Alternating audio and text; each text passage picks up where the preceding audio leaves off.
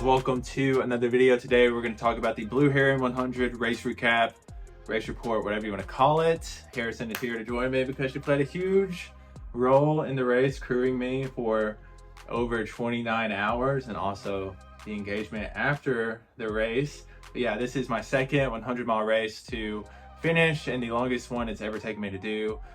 29 hours is a long time to be running, walking, and it was difficult, very difficult. Going into the race, I was not prepared. Preparing for the race was almost impossible because I injured, if you keep up with my channel, I injured my ankle at work, was not able to run for the longest time, and we just looked on my Strava, and 2 months before the race, I averaged 16 miles a week.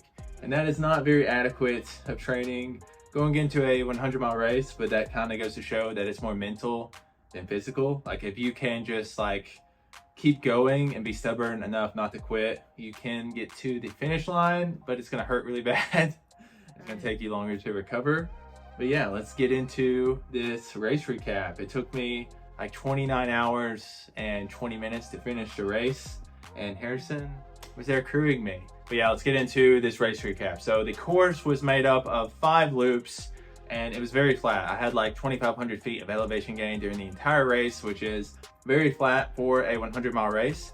If it had like a lot of climbs, like 10,000 feet of elevation gain, or probably even 5,000, I wouldn't have been able to finish this with my lack of training. But since it was so flat, I was able to walk a ton and I was able to get to the finish line. We were not prepared for the rain at the first loop of the race. It was coming down. I'm kind of thankful it rained because it was a cooler day. Like an early September day would normally be like really hot, but it was a cooler day, which made it easier for me. But with the rain came its own issues, and I was battling blisters during this race. Never really had problems with blisters before. Yeah, I've never really had problems with blisters, but after the race, I had the biggest, gnarliest blister. I'll put that on the screen for you guys that you're not gonna wanna see. Also, Harrison drained it a couple of days ago, and disgusting. It's really disgusting. We were not prepared for the rain at all. We did bring loads of socks, but we had like no type of rain gear to help like protect us from the rain and keep us dry. Like for me running or her crewing, we did not have any type of rain gear. Right. The funny thing is, the day before the race, I asked Hayden if there would be rain, because I'd been checking it every now and then. It didn't seem like there would be, and I just took his word for it. He said no, there wasn't gonna be any rain. Didn't check for myself, and right, and we suffered. First couple hours, even before the race started, but then well into the first part of the race, it rained pretty heavily the entire time. Luckily we had a tent so they could, they just slept in the car in the early hours of the race, but we had a tent that they could keep dry under. They had plans of going to eat or grab some snacks from places, because we weren't that far away from a gas station or restaurants. But the rain created mud, obviously, and the little dirt road that we traveled down to get to the start-finish area and where we ended up parking our car, it just created these deep grooves in the mud where cars had been driving through, and it made it impossible to leave or come back, because it's like, are you gonna get stuck? Are you gonna be able to get back? That would not have been fun. So we couldn't leave, couldn't go get ice, couldn't go get food. Luckily I brought enough food for us. And luckily I brought a tarp to lay down under the canopy tent so that it would protect us, from that. But I didn't have a rain jacket, umbrella, shoes were inappropriate for the weather. It was an added difficulty, and then it added mosquitoes, I think, too, and humidity. So it was tough. Just all around challenging from the beginning. Yeah, I had the plans of running in my Vaporflies the entire race, but they were just soaked. I would change socks after each loop. Harrison made me. I didn't want to have to go through the effort of taking my shoes off, taking my socks off, putting new ones on. So Harrison put my socks on for me, but then we put the wet shoes back on, and it was just the same situation. So I ended up changing shoes after the 3rd loop, I think. And yeah, let's get into the loop splits really quick. So the first loop had 3 or 4 more miles than the rest of the loops, but just to make it an even 100 miles. But loop 1, I finished in 4 hours, 26 minutes. Loop 2, I finished in 4 hours, 35 minutes. Loop 3 was 5 hours, 33 minutes. Loop 4, 6 hours and 4 minutes. And loop 5, 8 hours and 40 minutes. That's a full work day for one loop. It was, we'll get to this, but it was the worst loop. Loops 1 to 3, it was raining, but it was like, I enjoy running in the rain, but whenever you're just constantly soaked, obviously I paid the price with my feet. For loop 4 of the 20 miles, I prefer having someone during the nighttime sections because running a 100-mile race, typically, I mean, the races I've ran, there's not a ton of people running the 100-mile race, but even if there is, if you're like 2 minutes behind someone or in front of someone, you're nowhere near them. You can't see them. You're all by yourself. Whenever it's dark, it's lonely. It's already lonely in general, but whenever it's dark in the wee hours of the morning, it is very lonely. Your mind tends to get dark too at that time. And that's typically when you're in like the 60 to 80 mile range and you don't want to go anymore. But our friend that we had come and help pace me kept us on some intervals, like running, shuffling for like 3/4 of a mile, then walking for 1/4 of a mile. Did that as long as we could until we were basically like walking a majority of the time, probably like flipping that, like running 1/4 of a mile, then like walking 3/4. I was suffering, was not prepared again physically for this race, but I knew I had to finish it for the proposal. And we finally made it back after the 4th loop of him pacing me. And we had 1 loop left to go, and I was like, I want to take a nap. I got back to the start finish at like 2:40 in the morning, and I was like, Harrison, you know, I want you to wake me up at 3:40. I want to sleep for an hour and then have 20 minutes to lay there, and then like, let's get out of here at 4. I was like, I don't want to just like be woken up and like, let's go. I wanted to be woken up and like be able to lay there for 20 minutes and then go. But miscommunication, I was delirious. Apparently I said wake me up at 2:40. Yeah. Whenever it was 2:40. Yeah, I think you did. He doesn't remember this, but I'm pretty sure he said wake me up at 2:40. So I looked at my watch and I was like, it is 2:40. And he was already like passed out on the ground, and I was like, I don't know when to wake him up. And I heard you say something about 20 minutes to like get yourself together or whatever. So I thought he wanted to sleep for 20 minutes, not for an hour. So I woke him up after only a 20-minute nap. No, I was not very happy. No, he wasn't. I was not. So Harrison joined me to pace me on the last loop, the last 20 miles, and it was not fun. I walked 80% of that. The first 5 hours of that, I literally couldn't get you to walk. She was trying. I tried everything. I was hurting. I was chafed in the nether regions, and I was like, it was brutal. And she was trying to be positive, trying to keep me going. But I was like, I quit at mile 87, right after the first aid station. I quit. I was like, I sat down on the trail. I was like, I'm not doing this anymore.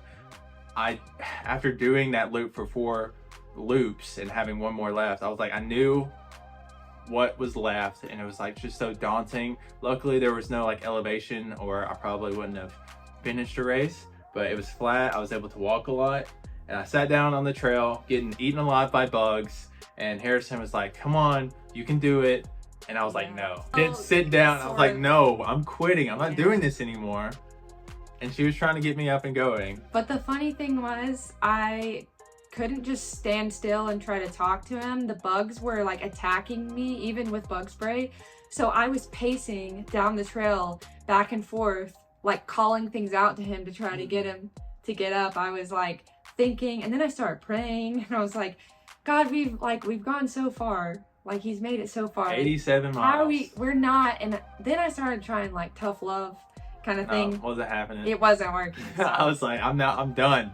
Then I just had to ignore him and just be quiet until he could like And self-motivate. I think she was like, okay, let's just get to the next aid station and we'll pack it up and go home. Yeah, I think that's what finally got you. I was like, you know what? We're too far away from this aid station, and we're only like 2 miles from this next one. Why would we go backward and DNF? Let's just get to the next one and we can go home. And we got to the next one. And it worked. And it somehow worked. I was taking like naps at each aid station for like, I don't know how long it really was.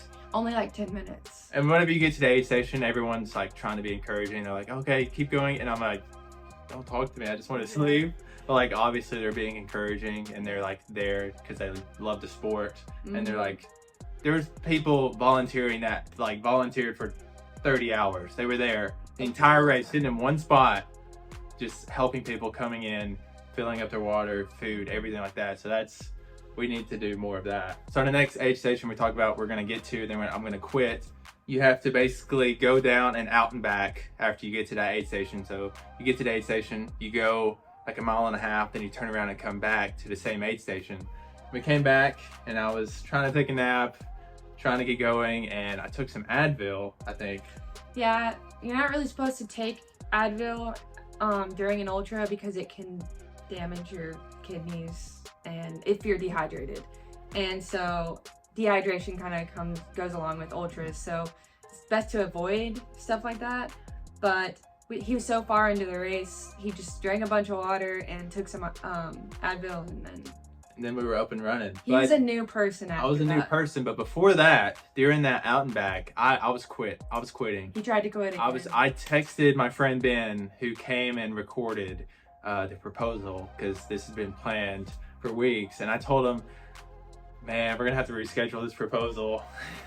I'm DNFing. And he was like, man, how far did you make it? And I was at like, mile 91. Yeah. I was like, I gave it some thought. I sat down at the aid station, took some Advil, then we got going.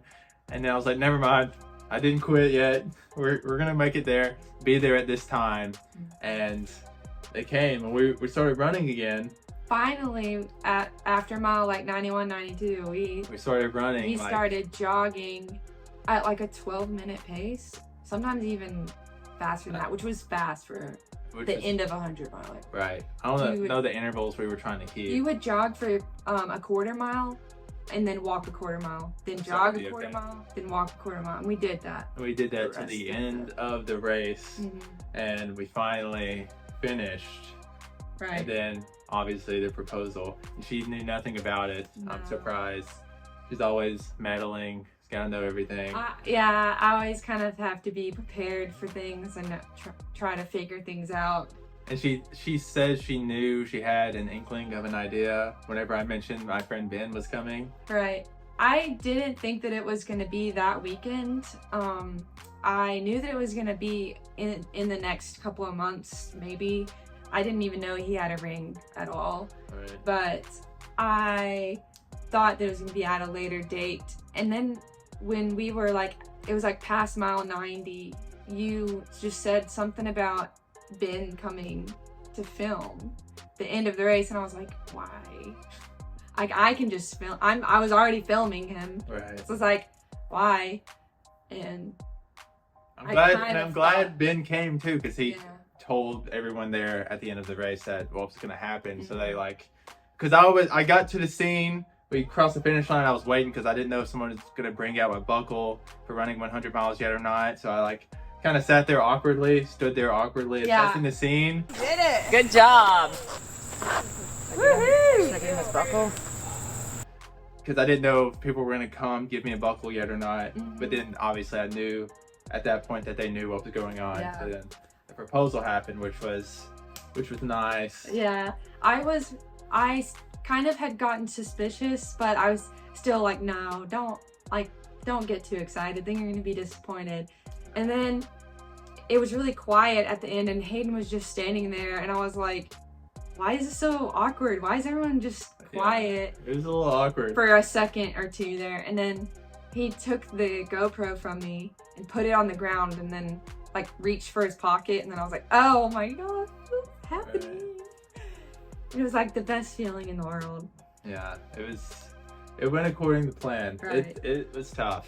It was a very tough race, and I'm glad you were there to help me. Yeah, it was a cool thing too, like helping film my own proposal video. Like throughout the day, I was filming from my perspective, he was filming from his perspective, and he knew obviously what the plan was. So it's funny like putting that race video together and seeing like it all put together. Yeah. But yeah, if you enjoyed the video, like and subscribe, and we will see you guys in the next one. Stay tuned for the wedding video. Stay tuned. It'll definitely be on this channel.